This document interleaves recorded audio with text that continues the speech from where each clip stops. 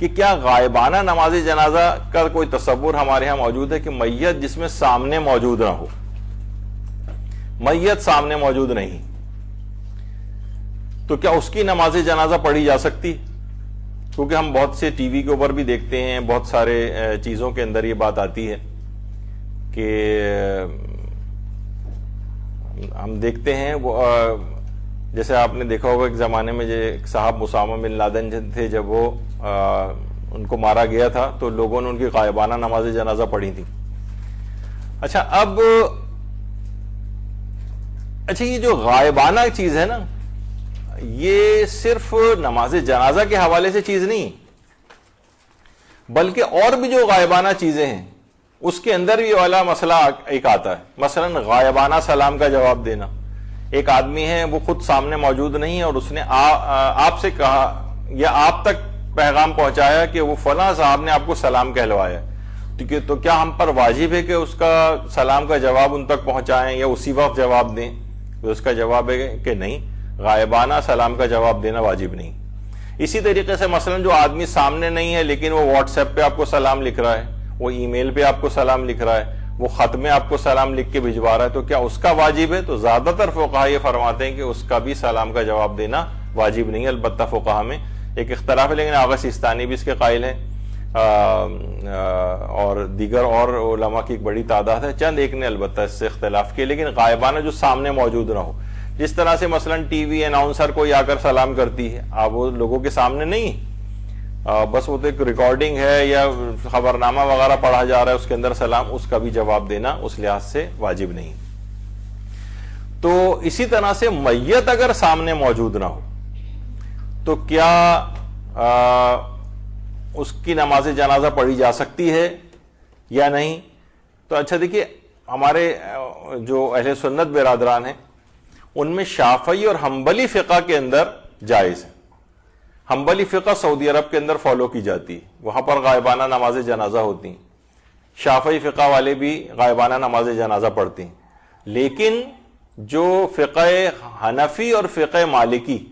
پاکستان میں فقہ حنفی بہت زیادہ ہے، یہاں حنفی علماء غائبانہ نماز جنازہ کو جائز نہیں سمجھتے، اور وہی بات کہتے ہیں جو کہ شیعہ فقہا یہ بات کہتے ہیں۔ شیعہ فقہا تو تمام کے تمام بالکل متفق ہیں کہ غائبانہ نماز جنازہ جو ہے وہ جائز نہیں، تمام شیعہ فقہا اس بات پہ متفق۔ آیت اللہ سیستانی بھی فرماتے ہیں کہ نماز میت کی شرائط میں سے ہے کہ میت حاضر ہو، اور غائبانہ نماز جنازہ صحیح نہیں ہے خواہ میت اسی شہر میں کیوں نہ موجود ہو،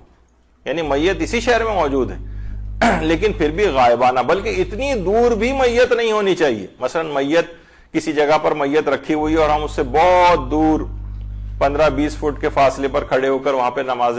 جنازہ پڑھ رہے ہیں، تو یہ بھی صحیح نہیں، بلکہ مستحبات کے اندر سے ہے کہ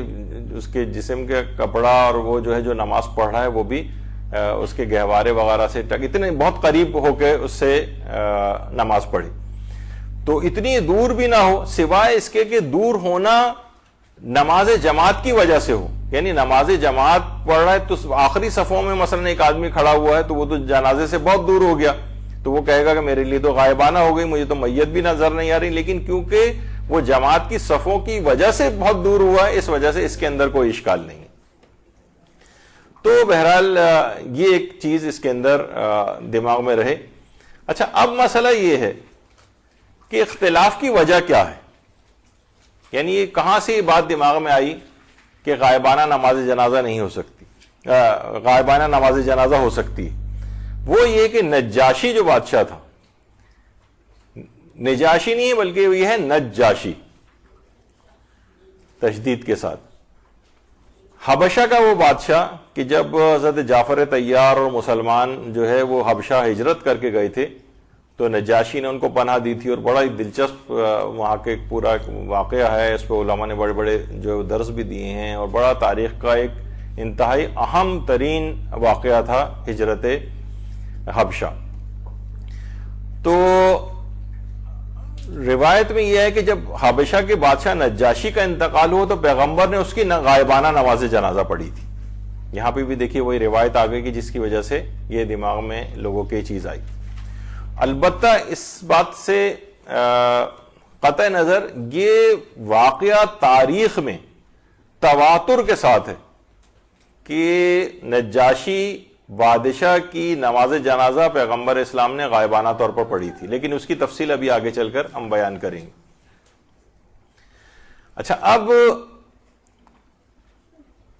اس بات کو، اس روایت کو شیخ صدوق نے خصال جو ان کی کتاب ہے اس کی دوسری جلد میں بات لکھی ہے، یعنی یہ پورا کہ نجاشی کی نماز جنازہ رسول اللہ نے پڑھی۔ البتہ اس روایت کی سند ضعیف ہے اور بعض راوی تو اس کے اندر ضعیف ہیں اور بعض مجہول الحال ہیں، یعنی ان کا حال پتہ ہی نہیں کہ صحیح تھے غلط تھے، کچھ حال آیا ہی نہیں۔ تو اس لحاظ سے فقہی مسئلہ اس روایت سے نہیں بن سکتا کہ غائبانہ نماز جنازہ کی اجازت ملے، کیونکہ سند کے اعتبار سے یہ روایت ضعیف ہے نجاشی والی۔ اچھا، اب لیکن اس سے سند سے قطع نظر، بہرحال تاریخ کے اندر تقریباً اس بات میں تواتر پایا جاتا ہے۔ تاریخ میں حدیث کے علم کے اعتبار سے تو یہ بات ثابت نہیں ہے، لیکن تاریخ میں بہت کثرت کے ساتھ یہ بات نقل ہوئی۔ ہمارے ایک عالم ہے مرزا محمد تقی عاملی، جن کی کتاب ہے مصباح الہدی فی شرح عروۃ الوثقی،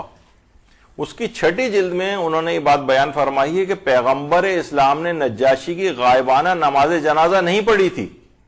غائبانہ نماز جنازہ نہیں پڑھی تھی، بلکہ فقط دعا کی تھی، دعا۔ اچھا، اور عربی میں یہ چیز بہت عربوں میں بھی رائج ہے کہ صلاۃ کا لفظ جو ہے یہ نماز کے لیے تو ہوتا ہی ہے لیکن دعا کے لیے بھی استعمال ہوتا ہے۔ تو اس سے یہ لوگوں کو ہوا کہ ایک پیغمبر نے شاید غائبانہ نماز جنازہ پڑھی تھی جبکہ پیغمبر نے فقط دعا کی تھی۔ تو اس لحاظ سے نجاشی کے متعلق جو یہ بات ہے کہ فقط دعا کی تھی، نماز جنازہ نہیں پڑھی تھی۔ دیکھیے، نجاشی کا جو انتقال ہے وہ 9 ہجری میں ہوا تھا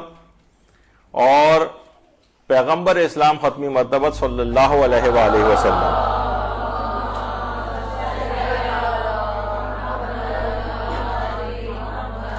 اپنے اصحاب کے ساتھ مسجد نبوی میں بیٹھے ہوئے تھے کہ اسی وقت جبریل نے آ کر نجاشی کے انتقال کی خبر دی۔ پیغمبر اتنا متاثر ہوئے اس خبر کو سن کر، اتنا شدید گریہ فرمایا پیغمبر نے، اور پھر اپنے اصحاب سے کہا کہ چلو، تمہارا ایک نیک بھائی اس دنیا سے چلا گیا ہے، چلو اس کے اوپر چل کر نماز پڑھیں، یعنی صلاۃ کا لفظ آئے یعنی دعا کریں۔ بہرحال اس کے اندر تو یہی لفظ آیا۔ اچھا، اب پیغمبر اسلام پھر چلتے ہوئے اس زمانے میں جو مدینہ تھا، مدینے سے میں جو باہر کا علاقہ تھا، صحرائی علاقہ،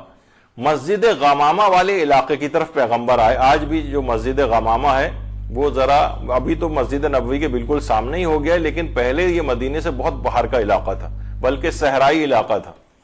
اس کا نام غمامہ پڑا ہی اس وجہ سے تھا کہ پیغمبر اسلام یہاں پر عید کی نماز پڑھانے کے لیے تشریف لائے تھے، اور جس وقت تشریف لائے تھے اس وقت آسمان بادلوں سے ڈھکا ہوا تھا۔ تو اس جگہ پر نماز عید پڑھی تھی پیغمبر نے، اور بادل آئے ہوئے تھے، بادلوں کو عربی میں غمامہ کہتے ہیں، تو اس وجہ سے اس مسجد کا نام مسجد غمامہ بعد میں پڑ گیا اس جگہ پر۔ تو پیغمبر نے یہاں آ کر نماز عید کی امامت فرمائی تھی۔ اچھا، پیغمبر جس وقت یہاں پر آئے تو قدرت الہی سے پست اور بلند ہوئی زمین، اور اس کے بعد مسطح اور مساوی ہو گئی، اور یہاں تک کہ پیغمبر اسلام کے سامنے نجاشی کا جنازہ آ گیا۔ اچھا، اب پیغمبر اسلام کے سامنے کیونکہ جنازہ آ گیا تو پیغمبر اسلام نے وہاں پر نجاشی کی نماز جنازہ پڑھائی اور 7 تکبیرات کے ساتھ پڑھائی، اور جیسی پیغمبر نے نماز جنازہ ختم کی، جنازہ نجاشی کا غائب ہو گیا۔ اچھا، شیخ طوسی نے بھی یہ بات لکھی ہے کہ یہاں پر صلاۃ سے مراد دعا کرنا ہے، ایکچوئل نماز مراد نہیں۔ اچھا دیکھیے، جو نجاشی بادشاہ تھا کہ جس وقت حضرت جعفر طیار وہاں پر پہنچے تھے اور بڑا زبردست قسم کا ایک گفت و شنید اور آرگومنٹ اور سوال و جواب جو ہے بادشاہ کے ساتھ ہوئے تھے، اور اس کے نتیجے میں پھر جعفر طیار نے جو تبلیغ کی تھی، نجاشی مسلمان ہو گیا تھا۔ جعفر طیار کی قبر مبارک ہے اردن میں، جس کو داعش والوں نے کئی دفعہ جلانے کی بھی کوشش، بلکہ جلایا اس کو، ان کے مقبرے کو، اور کافی اس کی اٹیمپٹس ہو چکی۔ اور آج نجاشی کی جو قبر ہے وہ ایتھوپیا میں، کیونکہ ایتھوپیا، حبشہ کا جو موجودہ نام ہے وہ ایتھوپیا ہے، اور نجاشی کا یہ مقبرہ ہے اور یہ نجاشی کی قبر ہے۔ اور روایت میں یہ بات ملتی ہے کہ ایک اچھا ابھی تو میں روایت کی بات تو بتاتا ہوں، یہ نجاشی کی قبر ہے۔ اس کے اوپر موجودہ زمانے میں ترکی نے، طیب اردوان جو ہے، اس نے باقاعدہ کہا ہے کہ اس کو اور مزید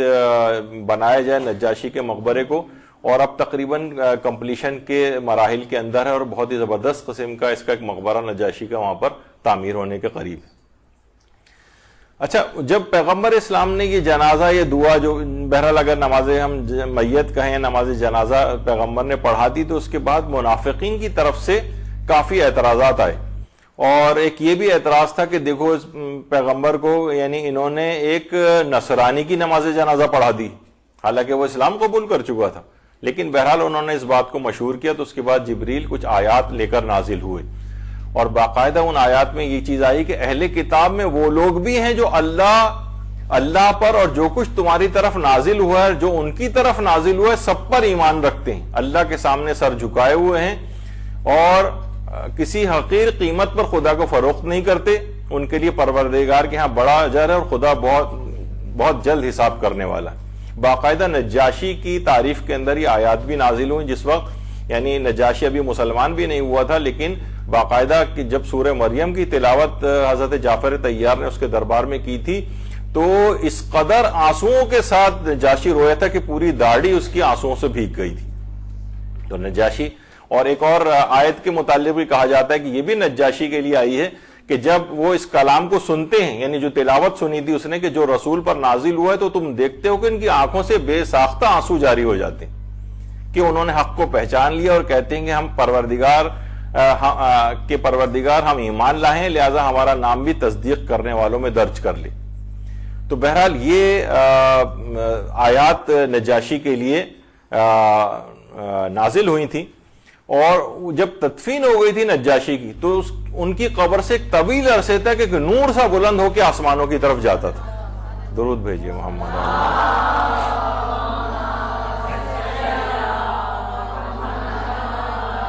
اور باقاعدہ البدایہ والنہایہ جو ہمارے اہل سنت کی کتاب ہے، اس کے علاوہ بہار الانوار ہے، اس کی بھی 6 جلد کے اندر یہ بات ہے کہ ان کی قبر سے ایک نور سا بلند ہوتا ہوا آسمانوں کی طرف جاتا تھا۔ اچھا، اس میں ایک دوسرا نقطہ نگاہ بھی ہے، وہ یہ ہے کہ ٹھیک ہے کہ یہ ایک تو نقطہ نگاہ یہ ہو گیا جو بھی آپ نے سنا کہ یہ نماز نہیں تھی بلکہ دعا کی گئی تھی، تو غائبانہ نماز جنازہ کا تصور نہیں۔ دوسرا نقطہ نگاہ یہ ہے کہ یہ یا تو رسول اللہ کی خصوصیت تھی، یعنی پیغمبر اسلام کے لحاظ سے ایک خصوصیت تھی، وہ جو ابھی ذکر کریں گے، یا یہ نجاشی کے اعتبار سے خصوصیت تھی۔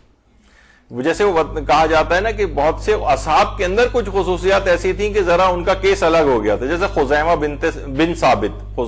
ثابت جو ذو الشہادتین کے نام سے مشہور ہیں، جن کی ایک شخص کی گواہی 1 کے برابر ہوتی ہے نا، خزیمہ کی گواہی کو 2 کے برابر قرار دیا گیا تھا۔ اس کا خاص واقعہ ہے کہ ذو شہادتین قرار دیا گیا تھا۔ تو کچھ اصحاب کے اعتبار سے ان کی کچھ خصوصیات ایسی تھیں جس کی بنا پر کچھ اسپیشل ان کے ساتھ طریقہ کار اختیار کیا گیا، خزیمہ کے ساتھ جیسے۔ تو علماء یہ فرماتے ہیں کہ یہ نجاشی کے ساتھ ہی فقط ہوا، کیونکہ پیغمبر اسلام کے پاس تو مختلف شہروں اور علاقوں میں جو دیگر اصحاب تھے ان کی اموات کی اور شہادتوں کی خبریں بھی آتی تھیں، لیکن پیغمبر نے کبھی ان کی نماز جنازہ نہیں پڑھی۔ مثلا حضرت جعفر طیار، یہ ان کی قبر مبارک ہے، یہ جب جنگ موتا میں شہید ہوئے ہیں جعفر طیار، اور تو ان کی شہادت کی خبر بھی جو ہے پیغمبر کے پاس آئی تھی، لیکن پیغمبر نے ان کی نماز جنازہ نہیں پڑھی تھی۔ اسی طریقے سے زید ابن حارثہ، یہ بھی جنگ موتا میں شہید ہوئے تھے۔ زید بن حارثہ، زید تو وہ ہیں جن کا نام قرآن میں آیا ہے، اور ایک ان کی بیوی کے ساتھ طلاق ہو گئی تھی، اور اسی کے ضمن میں پھر پیغمبر نے ان سے جو ہے ان کی زوجہ سے شادی کر لی تھی، تو اس لحاظ سے جو زینب تھیں پھوپھیزاد بہن بھی تھیں پیغمبر اسلام کی، تو اس زمانے میں خیر بڑا ابھی اس کو ہم انشاءاللہ ایک الگ سینیریو کے اندر جو ہے وہ بیان کریں گے، جو آئندہ آنے والے درس ہیں ان کا ایک واقعہ خاص زید کا. تو ان کی بھی جنگ موطا میں شہادت کی خبر پیغمبر کو ملی تھی، لیکن ان کے لیے بھی غائبانہ نماز جنازہ نہیں پڑھی تھی. تو اچھا، کچھ ہمارے برادران اہل سنت کہتے ہیں کچھ روایات ہیں جن کو ان کے اکثر علماء بھی نہیں مانتے کہ پیغمبر نے ان کی بھی نماز غائبانہ نماز جنازہ پڑھی تھی، تو وہ خیر ایسا نہیں ہے. اور ایک اور روایت بھی پیش کی جاتی ہے کہ جس وقت پیغمبر جنگ تبوک کے لیے تھے، تبوک کے میدان میں موجود تھے، تو مسلمانوں کے ساتھ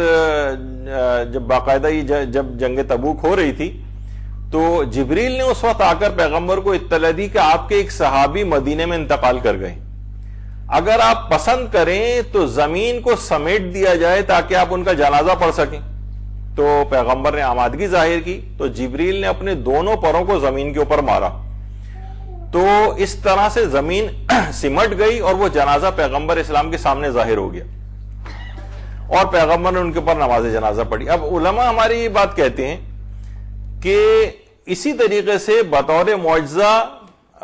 نجاشی کی میت بھی پیغمبر اسلام کے سامنے آ گئی تھی اور پیغمبر کے سامنے حاضر ہو گئی تھی، تو وہ بھی جو کہ غائبانہ نماز جنازہ کے قائل نہیں ہیں، وہ بھی اگر اس واقعے کو مانتے ہیں تو وہ یہ کہتے ہیں کہ پھر یہ غائبانہ کب ہوئی؟ یہ تو میت پیغمبر کے سامنے آ گئی تھی، خواہ معجزے کے ذریعے کیوں نہ آئی لیکن پیغمبر کے سامنے تو آ گئی تھی، تو غائبانہ نماز جنازہ تو پھر بھی جائز نہیں ہے. لیکن کیونکہ میت پیغمبر کے سامنے آ گئی تھی تو پیغمبر نے اس پر نماز پڑھ لی. لیکن کیونکہ وہ میت جو اب آج کل کسی دوسرے ملک یا شہر یا دور دراز کہیں جگہ پر ہوتی ہیں، وہ میت کیونکہ ہماری تو یہ خصوصیت نہیں ہے کہ ہم معجزے کے ذریعے اس میت کو اپنے سامنے حاضر کر لیں، تو لہٰذا ہمارے لیے پھر جائز نہیں ہوگی. یہ صرف پیغمبر کی خصوصیت تھی یا نجاشی کی خصوصیت تھی؟ تو بہرحال دیکھیے، نجاشی جو ہے اصل نام اس کا ازہم بن اجبر یا احبر ہے، اور ازمہا کے نام سے بھی روایات کے اندر یہ چیز آئی ہے. تو بہرحال شیعوں کے نزدیک تو یہ بالکل اتفاقی مسئلہ ہے کہ غیبت میں یعنی غائبانہ نماز جنازہ جو ہے وہ کسی بھی شخص کی جائز نہیں ہے. اور علماء اہل سنت میں بھی حنفی اور مالکی فقہ کے اندر اجازت نہیں ہے، صرف شافعی اور حنبلی فقہ کے اندر اس بات کی اجازت ہے. تو اس کے اندر بھی آپ نے دیکھا کہ صرف روایات جو ہیں وہ اس سلسلے میں جو آئی ہیں اس سے لوگ عام طور پر خود سے روایات پڑھتے ہیں، پھر خود سے ہی ایک نتیجہ نکالتے ہیں کیونکہ پیغمبر نے پڑھی تھی تو لہٰذا غائبانہ نماز جنازہ کی اجازت ہے. اور یہ والے جو روایات ہیں جیسے میں نے کہا کہ تاریخ کے اندر تو تواتر کے ساتھ تقریباً آئی ہیں، لیکن وہ سند کے اعتبار سے یعنی کسی حکم شریعت کو ثابت کرنے کے لیے نہیں ہے. اور کسی خاص صرف دیگر اصحاب کے ساتھ بھی ایسا ہوتا تھا لیکن پیغمبر نے ان کی کبھی غائبانہ نماز جنازہ نہیں پڑھی. ائمہ کے اپنے اصحاب مختلف علاقوں اور شہروں کے اندر انتقال کرتے تھے اور ان کی خبریں آتی تھیں، ائمہ نے کبھی اس کو نہیں پڑھا ہے. لہٰذا ہماری فقہ کے اندر تو مطلقاً اس بات کی اجازت نہیں ہے. البتہ اہل سنت کے جو 4 میں سے 2 فقہ ہیں وہ اجازت دیتی ہیں اور 2 اجازت نہیں دیتی. تو بہرحال یہ 3 تقریباً ہم نے آج حدیث کے سلسلے میں جو چیزیں ہیں وہ آج مکمل کی ہیں. تو اسی طرح سے جو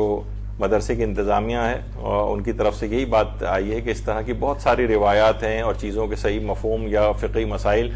کہ جن کے پیچھے اس طرح کی چیزیں اور غلط فہمیاں ہیں ان کو دور کیا جائے. تو ہماری سیریز جو چل رہی ہے تو آج ہم نے تقریباً ان 3 چیزوں کو مکمل کیا. ایک سے زیادہ